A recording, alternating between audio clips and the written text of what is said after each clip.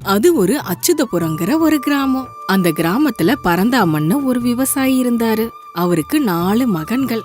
ஆனா அவருக்கு தாத்தா பரம்பரையில இருந்தே அவருக்கு சொத்துன்னு எதுவும் வந்து சேரல. தன்னோட அப்பா கொடுத்த 1 ஏக்கர் நிலத்துல விவசாயம் பண்ணிக்கிட்டு மகன்களை வளர்த்து பெரிய ஆளாக்குனாரு. ஆனா அவங்கள பெரிய படிப்பெல்லாம் படிக்க வைக்க முடியல. பசங்க வளர்றதுக்குள்ளயே கஷ்டப்பட்டு ஒரு வீட்டை கட்டிக்கிட்டாரு.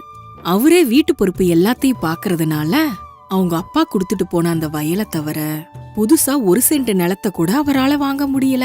அப்புறம் கல்யாண வயசுக்கு வந்த மகன்களுக்கு சம்பந்தங்களை எப்படி கொண்டு வரதுன்னு தெரியல பரந்தாமனுக்கு. ஒரு நாள் தன்னோட நண்பனான ராமலிங்கத்துக்கு கூட ஆலமரத்துக்கு கீழே உக்காந்து இருக்கும் போது ராமலிங்கம் இப்படி சொல்றாரு. பரந்தாமா, கொஞ்ச நாளா ஏன்னு தெரியல நீ ரொம்ப கவலையா இருக்க. அது என்னன்னு தான் சொல்லலாம்ல. பசங்களுக்கு கல்யாண வயசு வந்துடுச்சு. முதல்ல பெரியவனுக்கு கல்யாணம் பண்ணி வைக்கலாம்னு நினைச்சேன். இப்ப என் சம்பாத்தியத்துல குடும்பம் நடத்துறதுக்கே கஷ்டமா இருக்கு. பசங்க என்னடான்னா பொறுப்பு இல்லாம சோம்பேறியா இருக்காங்கிறது தான் எனக்கு கவலையா இருக்கு. சோம்பேறின்னு நீ ஏன் நினைக்கிற? அவங்களுக்கு நீ பொறுப்பை கொடு. அவங்களுக்கு கல்யாணம் ஆகி மனைவி வந்தா அதுக்கப்புறம் ஏற்படுற பிரச்சனைகளை பத்தி சொல்லு. இவ்வளோ பெரிய குடும்பத்துக்கு உணவு உடை இதெல்லாம் எப்படி வரும்னு கேளு. அதுக்கு அவங்க என்ன பதில் சொல்றாங்கன்னு என்கிட்ட வந்து சொல்லு. அதுக்கப்புறம் என்ன பண்ணலாம்னு யோசிக்கலாம் அப்படின்னு சொல்றாரு ராமலிங்கம். நண்பர் ராமலிங்கம் சொன்னதை கேட்டு பரந்தாமனுக்கு கொஞ்சம் ஆறுதலா இருந்தது. வீட்டுக்கு போய் மகன்களை கூப்பிட்டு இப்படி சொல்றாரு. பசங்களா, நம்ம சம்பாத்தியத்தை வச்சு ஒரு நிலம் கூட நம்மளால வாங்க முடியல. இப்போதைக்கு செலவுக்கே அது எல்லாம் சரியா போயிடும். ஆனா உங்களுக்கு கல்யாணம் ஆனதுக்கு அப்புறம் இந்த வருமானம் பத்தாது. குடும்ப செலவு அதிகமாயிக்கிட்டே தான் இருக்கும். இந்த குடும்பத்துக்கு வருமானத்தை எப்படி பெருக்கிறதுன்னு கொஞ்சமாவது யோசிச்சு பாத்தீங்களா அப்படின்னு தன்னோட பெரிய மகனை கேக்குறாரு பரந்தாமன். அதுக்கு அவரு இப்படி சொல்றாரு. அப்பா, நமக்கு இருக்கிற 1 ஏக்கர் நிலம் நமக்கு தேவையான அளவுக்கு உணவு கொடுக்கலன்னா வேற ஒரு நிலத்தை குத்தகைக்கு எடுக்கலாம். நாம அதுல நமக்கு தேவைக்கேற்ப விளைச்சல் பண்ணிக்கலாம். இதுல நம்ம யோசிக்கிறதுக்கு என்னப்பா இருக்கு அப்படின்னு சொல்றாரு பெரிய மகன். அந்த பதில கேட்டு பரந்தாமன் வருத்தப்பட்டு, நாம இவ்வளவு நாளா சொந்த நிலத்துல விவசாயம் பண்ணோம்ப்பா. இப்ப வேற ஒருத்தவங்க வயலை குத்தகைக்கு எடுத்தோம்னா இத்தனை நாள் நமக்கு மரியாதை கொடுத்தவங்களே நம்மள ஆட்டி வைக்கணும்னு நினைப்பாங்க. கொஞ்சம் நல்லா யோசிச்சு பாருங்க. அப்போ உங்க பதில் என்னன்னு மத்த 3 மகன்கள் கிட்டயும் கேக்குறாரு. அவங்களும் பெரிய மகன் சொன்ன மாதிரியே பதில் கொடுக்கறாங்க. அப்ப பேசுறதுக்கு ஒண்ணு இல்லாம அங்க நடந்த எல்லா விஷயத்தையும் பரந்தாமன் தன்னோட நண்பர்கிட்ட வந்து சொல்றாரு. அத கேட்ட ராமலிங்கம் இப்படி சொல்றாரு. அவங்க சொல்றதும் வாஸ்தவம் தான். குத்தகைக்கு எடுத்துக்கிட்டா எல்லாம் சரியா போயிடும். பெரியவனோட யோசனை நல்ல யோசனை தான்ப்பா. இதுல உனக்கு என்ன ஆட்சேபணம் இருக்கு? உனக்கு விவசாயத்தை பத்தி தெரியாதா ராமலிங்கம்? நேரம் நல்லா இருந்தா எல்லாருக்குமே நல்லாதான் இருக்கும். இல்லன்னா குத்தகைக்கே பாதி பணத்தை கொடுக்க வேண்டியதா இருக்கும்.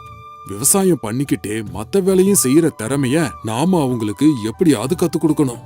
நான் இருக்கும்போதே அவங்கள ஒரு நல்ல நிலைமையில பாக்கணும் போல இருக்குடா. அதுவும் சரிதான்.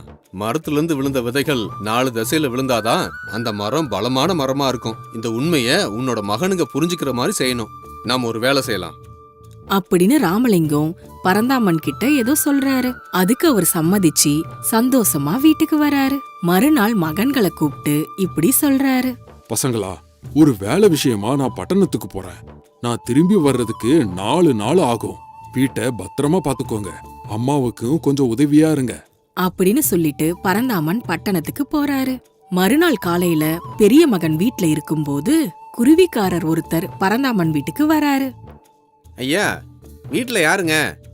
நீங்க யாருங்க? உங்களுக்கு என்ன வேணும்? ஐயா, எனக்கு பக்கத்து ஊர்ல காட்டு பக்கத்துல ஒரு மூங்கில் தோப்பு இருக்குங்கய்யா. எனக்கு வயசானதுனால மூங்கில சரியா வெட்ட முடியலங்கய்யா. அதை வெட்டி போட்டுட்டு நிலத்தை சுத்தம் பண்ணி பயிரிடலான்னு இருக்கங்கய்யா. மூங்கில யாராவது இலவசமா வெட்டி எடுத்துக்கிட்டு எனக்கு நிலத்தை சுத்தம் பண்ணி தர்றதுக்கு யாராவது இருக்காங்களா ஐயா? அப்படின்னு குருவிக்காரர் சொன்னதுல அந்த பெரிய மகன் தான் மனசுல ஏதோ யோசிச்சு இப்படி சொல்றாரு. மூங்கில் பட்டணத்துல நல்ல விலைக்கு போகுதுல்ல, யாராவது ஆள் வச்சு வெட்டி வித்துறலாம்ல. அதுல வர்ற பணத்தை வச்சு வயலை சுத்தம் பண்ணிக்கோங்க. உங்க யோசனை நல்லதாங்கய்யா இருக்கு. எனக்கே கொஞ்சம் வயசாகி போயிடுச்சு. இப்ப அதெல்லாம் என்னால பண்ண முடியாதுங்கய்யா. அந்த வேலையை நீங்களே செஞ்சு அந்த பணத்தையும் நீங்களே எடுத்துக்கிட்டு எனக்கு நிலத்தை மட்டும் சுத்தம் பண்ணி கொடுங்க தம்பி. அப்படி சொன்னதை கேட்டு பெரிய மகனுக்கு தான் மனசுல ஆசை வருது. தேவையான மூங்கில இலவசமா வெட்டி எடுத்துக்கலாம். பட்டணத்துல அது நல்ல விலைக்கு போகும். ஆனா என்ன, போக வர செலவுதான் கொஞ்சம் அதிகமாகும் அப்படின்னு யோசிச்சு பெரிய மகன் குருவிக்காரர்கிட்ட இப்படி சொல்றாரு. சரி சரி, அந்த வேலைய நாளைக்கு நான் செய்யறேன். என் கூட என் தம்பிங்களையும் கூட்டிட்டு வந்து வேலைய சீக்கிரமா முடிச்சிடுறேன். அவர் சொன்னதை கேட்டு குருவிக்காரர் போகும்போது, நான் நாளைக்கு காலையில வர நீங்கள தயாரா இருங்கன்னு சொல்றாரு. அன்னைக்கு சாயந்தரம் பெரிய மகன் தான் தம்பிங்க கிட்ட இப்படி சொல்றாரு. தம்பிங்களா, நாளைக்கு காலையில நாம ஒரு வேலைக்கு போகலாம். அதுல வர்ற பணத்தை நாம சமமா பகிர்ந்துக்கலாம். என்ன சொல்றீங்க? அவர் சொன்னதுக்கு எல்லாரும் சம்மதம் தெரிவிக்கிறாங்க. காலையில குருவிக்காரர் வந்த உடனே அவர் கூட எல்லாரும் போய் 2 நாள் கஷ்டப்பட்டு மூங்கில வெட்டி வயல்களை சுத்தம் செஞ்சு மூங்கில் மரங்களை வீட்டுக்கு கொண்டு வராங்க. வயலை சுத்தம் பண்றது சின்ன வேலை கிடையாது தம்பிங்களா.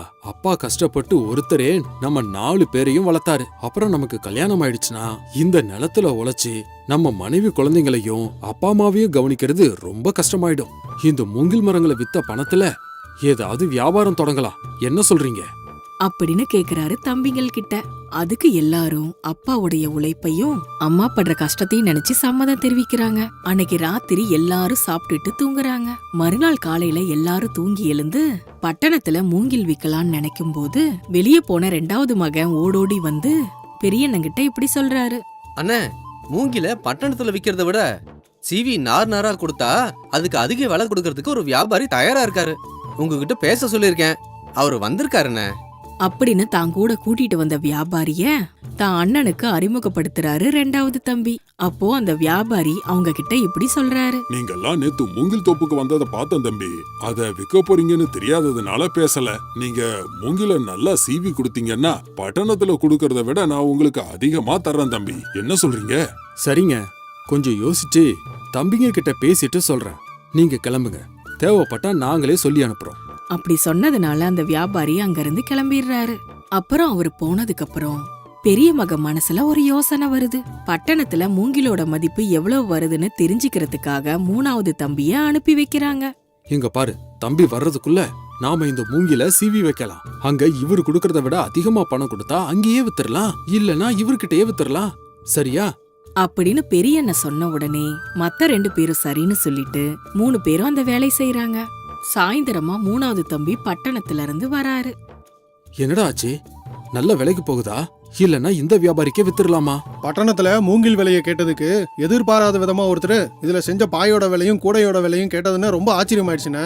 இது போல தயார் செஞ்சு ஒருத்தர் கிட்ட கொடுத்தா மூங்கில் விலையை விட அதிக விலை கொடுக்கறேன்னு சொன்னாரு. இந்த மூங்கில்களை வச்சு கூடைகளை நாமளே ஏன் செய்யக்கூடாதுன்னு நினைக்கிறேன். நீங்க என்ன சொல்றீங்க? உண்மைதானே? அப்படி பண்ணா நாம இதுக்கு மேல இன்னும் நல்ல விலைக்கு விற்கலாம். ஆனா அதை செய்ய நமக்கு தெரிஞ்சிருக்கணும்ல அப்படின்னு அவங்க எல்லாம் யோசிச்சுட்டு இருக்கும்போது அது வரைக்கும் அவங்க பேச்ச கேட்டுட்டு இருந்த அவங்க அம்மாவான பரந்தாமனுடைய மனைவி அங்க வந்து சிரிச்சுக்கிட்டே இப்படி சொல்றாங்க. இதெல்லாம் செய்யறதுக்கு எனக்கு தெரியும்பா, நீங்க எதுக்கும் கவலைப்படாதீங்க. நான் உங்களுக்கு அத பத்தி கத்து கொடுக்கறேன். எல்லாரும் சேர்ந்து நிறைய கூடைகளை பின்னலாம். அப்படி 4வது நாள்ல இருந்து அண்ணன் தம்பிங்க அம்மாவும் சேர்ந்து கூடைகளும் பாயும் பின்ன ஆரம்பிக்கிறாங்க. 5வது நாள் பட்டணத்துல இருந்து பரந்தாமன் வீட்டுக்கு வந்து இப்படி சொல்றாரு. என்ன இங்க என்ன நடக்குது? அப்படின்னு ஆச்சரியப்பட்டு கேக்குறாரு. அது வரைக்கும் நடந்த எல்லா விஷயத்தையும் அவர்கிட்ட சொல்றாங்க. அதுக்கு பரந்தாமன் சின்ன சிரிப்பு சிரிச்சுக்கிட்டு போயிடுறாரு. அப்பா எதுக்கு சிரிச்சாருன்னு புரியாம அண்ணன் தம்பிங்க வேலையில மூழ்கி மூங்கில நாரா பிரிச்சு பாயி கூட பலவித பொருட்கள் செய்யறாங்க. கடைசியில அதெல்லாம் எடுத்துட்டு போக வியாபாரி வந்த உடனே பரந்தாமனோட 4வது மகன் அவர்கிட்ட இப்படி சொல்றாரு. ஐயா, இந்த கூடைகள் எல்லாத்தையும் நாங்களே கஷ்டப்பட்டு செஞ்சிருக்கோம் இல்லையா? அதனால இது எல்லாத்தையும் நாங்களே வித்து வியாபார நுணுக்கங்களை தெரிஞ்சுக்கிட்டு லாபத்தை அடையலான்னு இருக்கோம். அதனால இந்த கூடைகளை உங்களுக்கு விற்கிறதுக்கு எங்களுக்கு விருப்பம் இல்லைங்க. அவர் முடிவுக்கு ஆச்சரியப்பட்ட வியாபாரி அவங்க கிட்ட இப்படி சொல்றாரு. அப்படியா? நீங்க நினைக்கிற மாதிரி விக்கிறதெல்லாம் அவ்வளவு சுலபம் இல்லப்பா. அதுக்கு ரொம்ப கஷ்டப்படணும். பொருள் செய்யறத விட அது விக்கிறது ரொம்ப கஷ்டம். பொருளை விக்கிறதுக்கு நிறைய திறமை வேணும். உழைப்புக்கேற்ற லாபம் வரலன்னா ரொம்ப சிரமமாயிடும். கொஞ்சம் யோசிச்சு பாருங்க தம்பி. நாங்க எங்களோட வாழ்க்கையில மூங்கில வெட்டினதே இல்ல, ஆனா கத்துக்கிட்டோம். அதை நாரா பிரிச்சதும் இல்ல, ஆனா அதையும் திறமையா கத்துக்கிட்டு செஞ்சோம். கூட பாயெல்லாம் நாங்க செஞ்சதே இல்ல, ஆனா அதையும் நாங்க கத்துக்கிட்டோம். இனி விக்கிறது மட்டும்தான். இந்த கூடைகளை பட்டணத்துல வித்து சம்பாதிக்கிறத விட எங்க ஊர் சந்தையில குறைஞ்ச விலைக்கு வித்தே சம்பாதிச்சுக்கிறோம் அப்படின்னு சொன்ன உடனே வியாபாரி சரி, உங்க இஷ்டம் அப்படின்னு சொல்லிட்டு போயிடுறாரு. சின்னவன் சொன்னதுக்கு எல்லாரும் சம்மதிக்கிறாங்க. அப்பா இது எல்லாத்தையும் கவனிச்சு சின்ன சிரிப்போட வெளியே போறாரு. அப்போ ஆலமரத்துக்கிட்ட நின்னுட்டு இருந்த ராமலிங்கம் பரந்தாமனை பார்த்து இப்படி சொல்றாரு. என்ன பரந்தாமா, எப்படி இருந்தது பட்டண பயணம்? அப்படின்னு சிரிச்சுக்கிட்டே கேட்டாரு. அதுக்கு பரந்தாமன் சிரிச்சுக்கிட்டே உண்மையிலே இப்படிலாம் நடக்கும்னு நான் நினைக்கவே இல்ல ராமலிங்கம். பசங்களுக்கு வேலை செய்யற நினைப்பு இருந்தாலும் அதை எப்படி வழிக்கு கொண்டு வரதுன்னு புரியாம நான் இருந்தப்போ உன்னோட யோசனை நல்லா பளிச்சுது. அதுக்கு உனக்கு ரொம்ப நன்றி. இதுல என்ன இருக்கு பரந்தாமா? ஆனா நீ எனக்கு ஒரு உதவி பண்ணணும். இவ்ளோ பண்ண உனக்கு நான் என்ன பண்ணணும் சொல்லு. குருவிக்காரனா உங்க வீட்டுக்கு வந்து உங்க பெரிய மகனை சந்திக்கிற மாதிரி செஞ்சோம்ல, இவரு வேற யாரும் கிடையாது, என் மச்சான் தான். இவருக்கு குணவதின்னு ஒரு பொண்ணு இருக்கா, அவளை உங்க வீட்டு மருமகளாக்கிக்கணும். அவர் சொன்னதுக்கு பரந்தாமன் ஆச்சரியப்பட்டு அப்புறம் தன்னை தேத்திக்கிட்டு சந்தோஷமா இப்படி சொல்றாரு. நானும் நீயும் தான் நாடகம் ஆடுறோன்னு நினைச்சேனே தவிர எனக்கு தெரியாம இன்னொரு நாடகத்தை நீயே நடத்திருக்க போல இருக்க. நான் உண்மையிலேயே இவர குருவிக்காரன் தான் நினைச்சேன். எனக்கு சம்மதம் தான். அதுக்கு அவரு மகளுக்கு என் மகனை பிடிச்சிருக்கோ இல்லையோ, இப்பதான் அவன் வியாபாரத்தை ஆரம்பிச்சிருக்கான், இன்னும் ஒரு நிலைமைக்கு வரல. இதெல்லாம் உங்க மச்சானுக்கு சம்மதமா? அப்படின்னு பரந்தாமன் சிரிச்சுக்கிட்டே சொல்றாரு. அப்போ இதையெல்லாம் கேட்டுட்டு இருந்தாங்க இருந்தவரு, ஆளை பார்த்த உடனே அவருடைய குணத்தை என்னால சொல்ல முடியும். உங்க மகனுங்க திறமையானவங்க மட்டும் இல்ல, நல்ல குணமும் உள்ளவங்க. என் பொண்ணை உங்க மகனுக்கு கொடுக்க எனக்கு சம்மதம். இத கேட்ட உடனே ரொம்ப ஆச்சரியப்படுறாரு பரந்தாமன். அப்போ ராமலிங்கம் இப்படி சொல்றாரு. என்ன பரந்தாமா, ஏதோ பலமா யோசிக்கிற போல இருக்கே. இவரு சொல்றதெல்லாம் உண்மைதான். அப்ப உங்களுக்கு விருப்பம்னா உங்க பெரிய பையனுக்கு என் பொண்ணை கொடுக்கறேன். என்ன சொல்றீங்க? மீதி 3 பசங்களுக்கும் பொண்ணை பார்த்து 4 பேருக்கும் ஒரே நேரத்துல கல்யாணம் பண்ணலாம்னு நினைக்கிறேன். அப்போ அந்த நேரத்துல இன்னொருத்தர் அங்க வராரு. இவரு என்னோட நண்பன் வீரபத்ரன். இவருக்கும் ஒரு பொண்ணு இருக்கு, நல்ல பொண்ணு, வியாபார யுக்தி தெரிஞ்ச பொண்ணு. அது மட்டும் இல்ல, இவரு வேற யாரோ கிடையாது, உங்க 2வது மகனை பார்த்த முதல் வியாபாரி. அவங்கள அங்க பார்த்ததுல மறுபடியும் ஆச்சரியப்படுறாரு பரந்தாமன். உடனே தான் நண்பன் கிட்ட, ஒருவேளை 3வது வியாபாரியும் ஓ நண்பன் தானா? அவங்களுக்கும் பொண்ணுங்க இருக்காங்களா என்ன? அப்போ அந்த நேரத்துல இன்னும் 2 பேர் அங்க வராங்க. நாங்க தாங்க அந்த 2 பேரும். பட்டணத்துல உங்க 3வது மகனை சந்திச்சது நான் தான். உங்க 4வது மகனை சந்திச்சதும் நான் தான். உங்களுக்கு சம்மதம்னா நாமெல்லாம் சம்மந்தி ஆயிரலாம். அப்போ பரந்தாமனுக்கு பேச்சே வரல. அங்க என்ன நடக்குதுன்னு ஒன்னும் புரியல. அப்போ ராமலிங்கம் அவரை பார்த்து, உன் மகன்கள் மேல வச்சிருந்த பயத்தை நீக்கி அவங்க வாழ்க்கையில ஒரு நிலைமைக்கு வரத நீ பார்க்கணும்னு நினைச்சல்ல, அதனாலதான்டா இப்படி பண்ண. இத கேட்ட பரந்தாமனுக்கு கண்ணுல ஆனந்த கண்ணீர் வருது. உண்மையான நண்பன் தன்னோட வேதனைய பொறுப்பா ஏத்துக்கிட்டு இதையெல்லாம் செஞ்சாரு. இந்த நன்றிய நான் எப்பவும் மறக்க மாட்டேன்னு தன்னோட மனசுல நினைச்சுக்கிறாரு. சரி, அப்ப சரி, நாளைக்கு என் மகன்களோட வியாபாரத்தை பார்த்து நீங்க சொன்னபடியே செய்யலாம் அப்படின்னு சந்தோஷமா அவங்கவங்க வீட்டுக்கு அவங்கவங்க போயிடுறாங்க. மறுநாள் காலையில அண்ணன் தம்பிங்க 4 பேர் சேர்ந்து அவங்க மூங்கில்ல செஞ்ச பொருட்களை எடுத்துட்டு சந்தைக்கு போறாங்க. நல்ல தரமான பொருளும் பட்டணத்து விலைய விட ரொம்ப கம்மியா கிடைக்கிறதுனால அவங்க கொண்டு வந்த எல்லா பொருட்களும் சீக்கிரம் வித்துடுது.